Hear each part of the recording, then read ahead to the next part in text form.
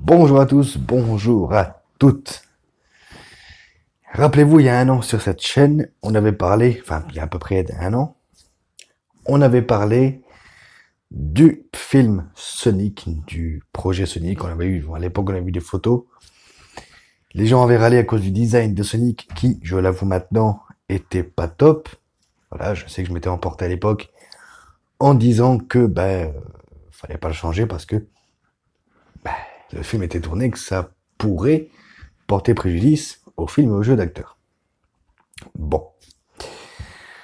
Mais néanmoins, j'avais quand même pris la défense de ce film Sonic, l'adaptation en live du jeu vidéo.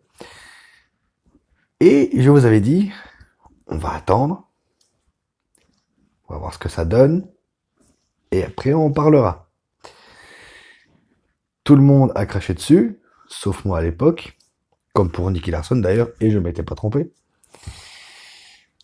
Et j'ai enfin vu le film Sonic. Alors, est-ce que je m'étais trompé à l'époque en vous disant que ça allait être nul ou pas? Réponse, bientôt. Donc, ce film Sonic, qui est réalisé par Jeff Fowler, alors on en avait parlé à l'époque, je ne vais pas revenir sur ce que j'avais dit, pour ça je vous renvoie à la vidéo que j'ai faite il y a un an sur le sujet, j'avais dit que c'était risqué de donner un tel projet à un réal qui n'avait fait que un ou deux films, si ma mémoire est bonne, mais que je croyais au projet car on avait le retour du grand Jim Carrey. Voilà. Alors, ce Sonic-là va nous raconter l'histoire de Sonic qui va devoir quitter son île quand il est tout petit pour la planète Terre. Alors son île, c'est vraiment l'île voilà, qu'on voit dans le jeu vidéo, dans le premier jeu, voilà, la zone Green Hills, ou Green Hill, je ne sais plus comment ça s'appelle exactement.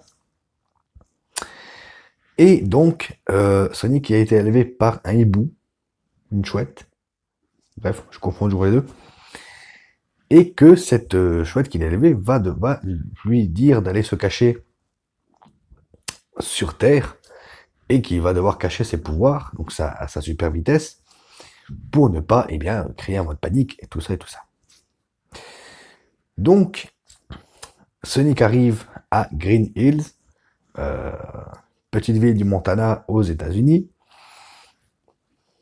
On en reparlera, vous inquiétez pas, je vois déjà les fans se dire ah mais Green Hills, non, c'est l'île de Sonic. On va en parler.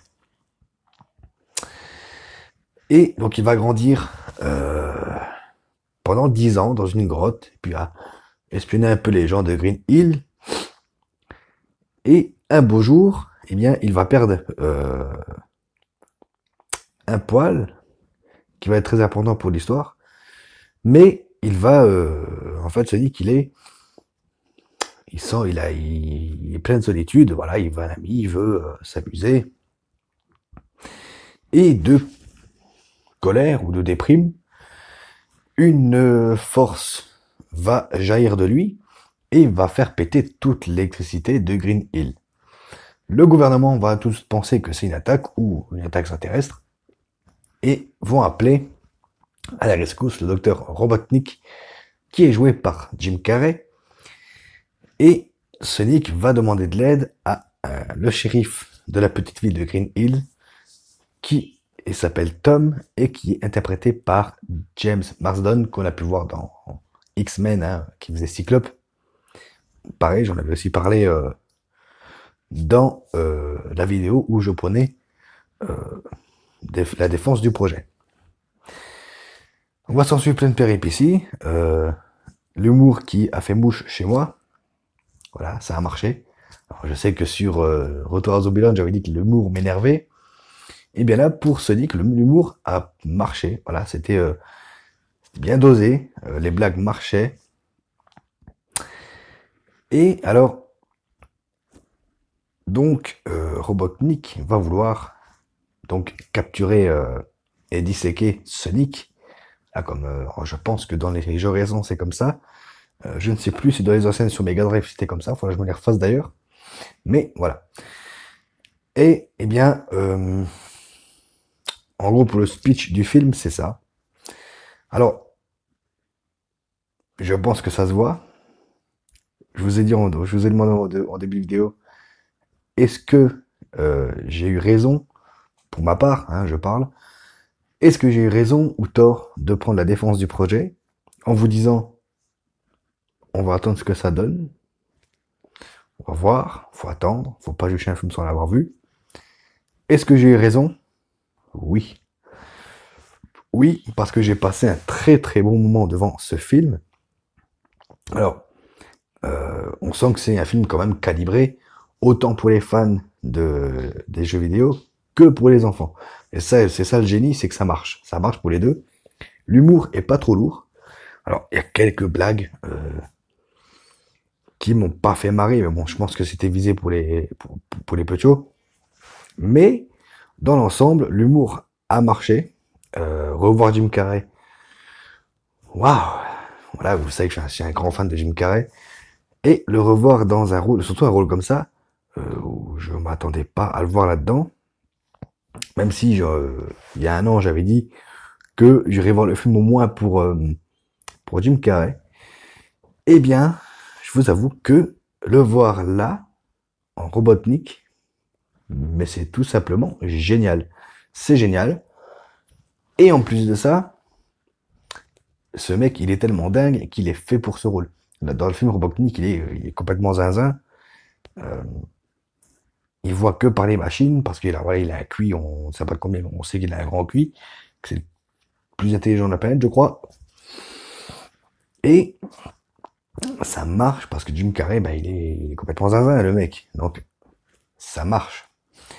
James Marsden, dans le rôle de Tom, le shérif qui va aider Sonic dans son aventure, ah oui, c'est un road movie en même temps, c'est ça qui est génial. Eh bien, je le préfère là que dans X-Men. Alors, je n'ai pas vu ses autres films. J'ai quelques lacunes sur cet acteur. Mais je sais que j'avais du mal avec lui dans X-Men. Alors, peut-être parce que c'est le personnage que j'aime pas Cyclope. Voilà. Et je ne sais pas. Mais là, franchement, c'était pas mal. On en va parler de la VF, parce que voilà, vous savez que je regarde mes films en VF. Quand j'ai appris à l'époque que c'est Malik Bentala qui allait doubler Sonic, je n'aime pas Malik Bentala. Voilà. Vous pouvez me cracher à la gueule dans les commentaires. Les goûts et couleurs, c'est comme ça. Je n'aime pas cet acteur. J'y peux rien. Et bien là, franchement, si un jour il marche plus dans le monde du cinéma en tant qu'acteur, eh ben, il peut se reconvertir dans le monde du doublage. Parce que franchement, j'ai vu Sonic. Voilà.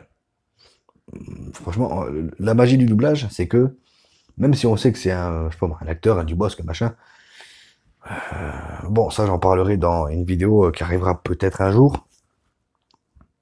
Mais pour moi, le génie, c'est que on doit pas reconnaître l'acteur ou n'importe qui, mais on doit croire au personnage. Et là, Sonic, on y croit. Le design de Sonic. Alors, je sais que ça fait beaucoup polémique, que Sega et Paramount avaient refait le design. Et à l'époque, je vous avais dit, est-ce que ça va pas porter préjudice au jeu de l'acteur? Parce que voilà, il y a des marques, voilà, Sonic va faire telle ou telle mesure, l'acteur va peut-être regarder par là, et si Sonic est plus bas, le regard de l'acteur restera quand même basé sur la même taille. Alors franchement, j'avoue que le design de Sonic est quand même mieux. Voilà, c'est un peu mieux. Et ça ne gâche en rien les jeux d'acteurs. Franchement, ils ont réussi vraiment à se caler et à refaire du bon boulot. Alors je vous avoue qu'au début, j'ai eu du mal à à me dire que Sonic existait parce que voilà, on sent que c'est de on voit que c'est de l'animation. Est-ce que c'est voulu ou pas? Je ne sais pas. Il faudra que je fasse des recherches approfondies pour ça. Mais après quelques scènes, on arrive quand même à rentrer dedans. Voilà,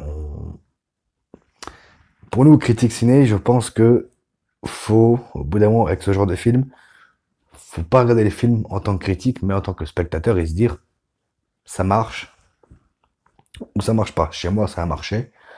Peut-être que je suis un petit peu crédule. Voilà. Ou je fais mal mon boulot, vous me le direz. Mais voilà, moi je pars de ce principe. Chez moi, le film a très bien marché. Est-ce que je voudrais voir une suite?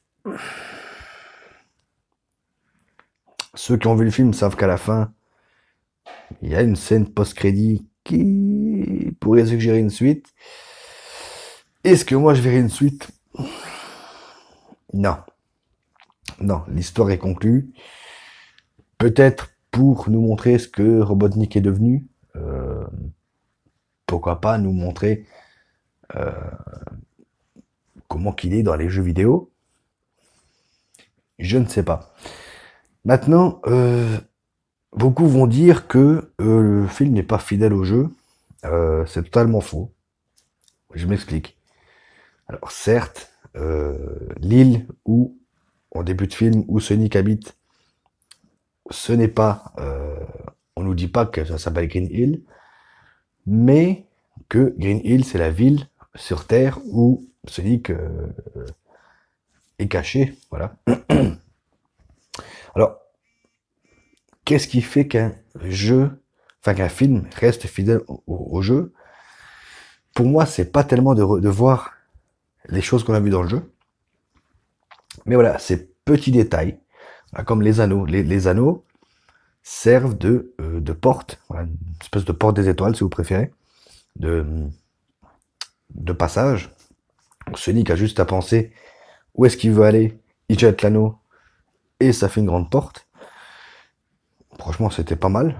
Après, je vois pas comment ils auraient pu utiliser les anneaux comme ça. Mais voilà, le détail est là, les anneaux sont là. Euh, le bruitage aussi, quand au bout d'un moment Sonic va tomber, les anneaux vont tomber, le bruitage est là. Il va les ramasser, le bruitage est là, la musique du jeu est là. Tout ce qui fait Sonic est là. Alors c'est dispatché un peu dans le film partout, mais c'est des détails, c'est des références qu'il faut choper, qu'il faut voir, et là on se dit, ah, le film est quand même fidèle. Maintenant, je vous avoue que s'il nous aurait fait un film Sonic où ça se passe sur son île ou machin ou ceci, autant le faire un film d'animation. Voilà. Là, on nous fait un film live, donc forcément, le fait que Sonic arrive sur Terre avec cette explication-là, ça reste cohérent. Enfin, en tout cas, chez moi, c'est cohérent, ça a marché. Et c'était quand même bien amené. Bon, est-ce que j'ai aimé Sonic le film? Bien sûr que oui. Je vous avoue que j'avais peur de pas trop aimer parce que au début j'étais un petit peu réticent. Il y a quelques scènes comme ça où on se dit waouh. Est-ce que je vous conseille d'aller voir Sonic le film? Bien sûr que oui.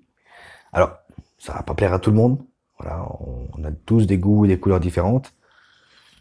Mais est-ce que ça peut plaire aux fans de Sonic? Je pense. Moi perso, voilà, j'étais plus Nintendo que Sega, même si j'ai joué au jeu Sonic. Hein, j'ai quand même une Mega Drive aussi. J'ai touché un petit peu à tout. Mais je vous le conseille, c'est un très bon film. C'est bien réalisé. Il y a des belles images. Je pense surtout à une scène sur l'autoroute où eh bien, ça fonctionne.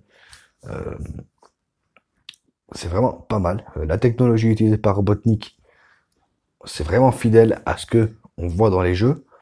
Voilà, c'était ces espèces de boules, ou même l'espèce d'avion que Robotnik pilote. C'est assez fidèle. Maintenant, vous me connaissez, vous savez que pour moi, une adaptation, faut forcément qu'elle prenne des libertés. Faut qu'on y croit, parce que si c'est pour voir ce qu'on a vu dans le jeu ou ce qu'on a lu dans le livre, voilà, pour moi, il n'y a pas de grand chose intéressant là-dedans. Certes, ça prend des libertés sur le background de Sonic, ce qui est normal. Fallait bien lui donner une histoire, parce que alors j'ai pas joué au jeu récent qui existe en 3D. Moi, je suis resté vraiment aux anciens en 2D. Je vous avoue que je ne sais même plus s'il y avait des histoires ou pas. Donc voilà. Mais euh, c'est vraiment un film qu'il faut voir. Alors,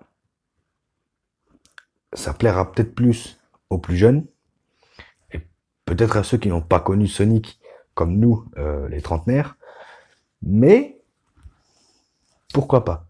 Alors, un petit bémol, c'est qu'on voit pas Tails. Euh, Au début de film, on voit des espèces d'hérissons, un peu comme Knuckles. Alors, je pense que c'est une référence à Knuckles. Alors, si vraiment on voit Tails, je ne l'ai pas vu, ou j'ai pas fait attention. Mais voilà. Je vous encourage, bien évidemment, à aller voir Sonic. Moi, je vous retrouve très bientôt. Prenez soin de vous, continuez à regarder des films, à jouer aux jeux vidéo. Ciao.